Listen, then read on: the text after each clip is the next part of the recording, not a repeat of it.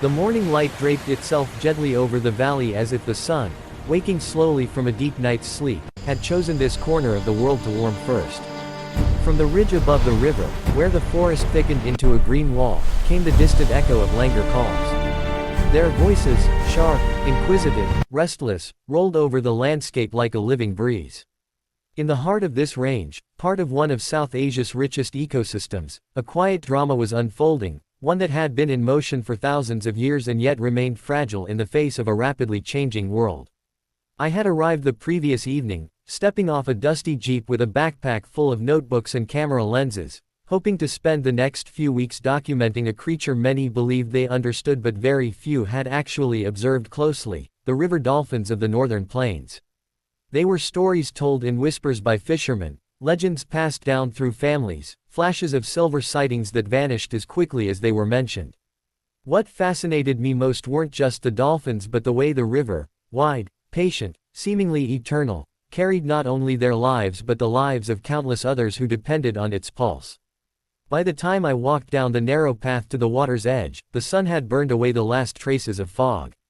The river breathed calmly, its vast surface broken occasionally by the splash of a jumping fish or the ripple of an unseen current. A fisherman named Imran stood knee-deep in the water entangling his net. His face was weather-worn, tanned brown by decades of sunlight and salted wind.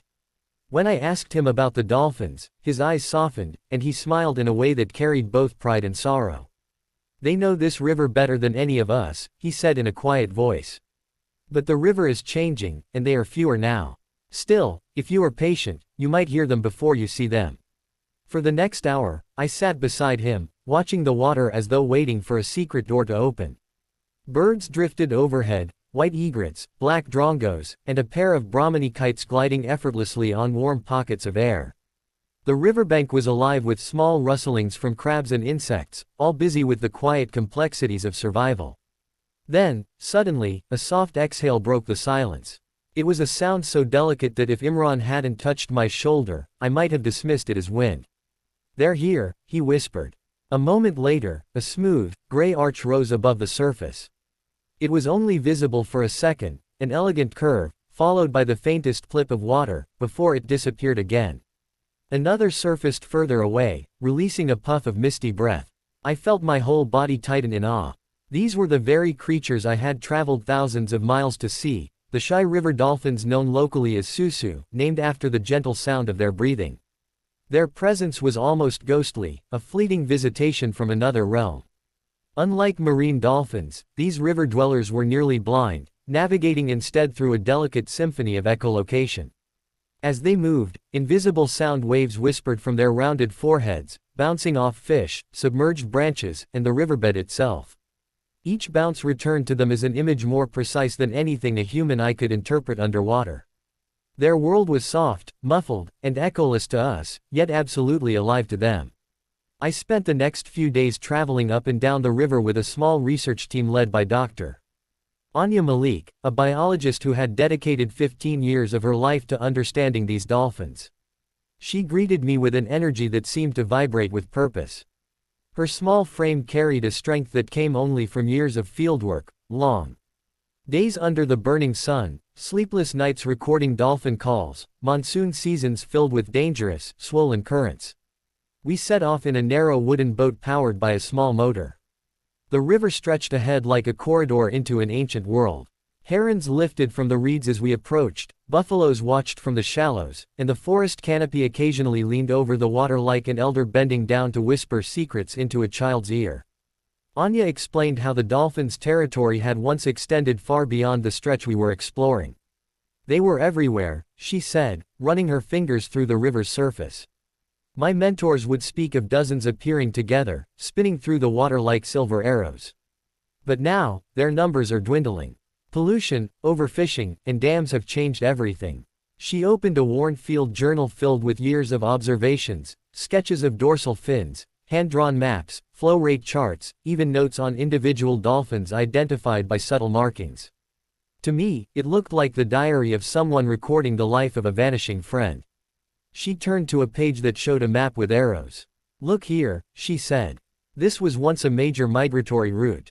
But now, this section of the river is blocked by a barrage that disrupts movement, breeding, feeding patterns. For a species that depends on sound to navigate, loud engines and underwater construction noise are like someone switching off their vision repeatedly. As we floated downriver, a faint clicking sound echoed through the water. Anya lifted a hydrophone and smiled. "That's them talking," she said. "These clicks, this is their language. When you listen long enough, you begin to understand patterns. Mothers talking to calves, males communicating during feeding, individuals signaling danger or identifying fish swarms." I pressed my ear to the device. The clicks formed an intricate pattern, quick and rhythmic, like a Morse code whispered in another dimension. Although I couldn't decipher the meaning, I felt the intelligence embedded within it, the communication of creatures adapted beautifully to a world beneath the surface. By afternoon, the river widened, and its color shifted from clear green to a deeper bronze as sediment swirled beneath. Villages dotted the banks, their houses built on stilts to withstand seasonal floods. Children ran barefoot along the edges, chasing each other with shouts of laughter. Women washed clothes in rhythmic motions, their bangles jingling in time with the splashing water. Life here was inseparable from the river. Every face I saw bore the unmistakable mark of coexistence: fishing, farming, bathing, praying, all tied to the water's generosity. But not all stories were harmonious. Halfway down the river, we passed a stretch where the water carried a faint chemical sheen. Plastic bottles, torn nets, and food wrappers floated in clusters. Anya's expression hardened. "This," she said, pointing at the floating trash, "is killing them. Dolphins get caught in fishing nets and drown. They swallow plastic, thinking it's food. Industrial runoff poisons their environment. It's not the river's fault. It's ours." Late in the evening, we set up camp on a sandy island where the river forked into two channels. The air buzzed with insects beginning their nightly chorus. As the sky darkened, stars emerged one by one, distant, shimmering, ancient. Anya worked quietly by the light of a lantern, organizing datasheets while I wandered toward the water. In the stillness of twilight, the river seemed even more alive. Fireflies blinked over the reeds, forming tiny constellations of their own. Somewhere in the darkness, a dolphin surfaced. I couldn't see it, but I heard the soft, unmistakable exhale. The sound carried a weight I hadn't noticed before, an urgency, a reminder that this creature existed in a world increasingly threatened by decisions made far beyond the riverbanks. The next morning, I followed Anya to a village known for living in close relationship with the river. Elderly men sat in the shade weaving nets, their hands moving with practiced efficiency. Women prepared fish over open fires, the aroma rising like a fragrant trail through the air. Children carried buckets of fresh water from the river to their homes, laughing as they splashed each other along the way. One man, who introduced himself as Karam, spoke about the dolphins with a gentle reverence. "They are not just animals," he said. "They are guardians. When dolphins are healthy, the river is healthy. If they vanish, the river will die, and so will we." His words were poetic but grounded in ancient wisdom. For generations, the villagers had believed that harming a dolphin brought misfortune. Even today, despite the pressures of modernization, they treated the creatures as neighbors rather than resources. However, not everyone along the river felt the same. As we traveled further downstream, we reached areas where commercial fishing had taken precedence over conservation. Steel traps lined the banks. Motorboats roared across the water, disturbing the quiet rhythms that dolphins depended on. Anya documented each disturbance carefully, noting how every additional threat compounded the challenges faced by the species. One afternoon, while observing a pod of dolphins feeding near a bend in the river, we noticed something alarming. A young dolphin surfaced awkwardly, struggling as a thin fishing line constricted its rostrum. Immediately, Anya signaled the boat operator. We approached slowly, careful not to startle the animal further. After several tense minutes, and with the help of two local fishermen, we managed to cut the line. The dolphin swam off, its movement still uneasy but liberated from immediate danger. "That calf may survive," Anya said, wiping sweat from her forehead.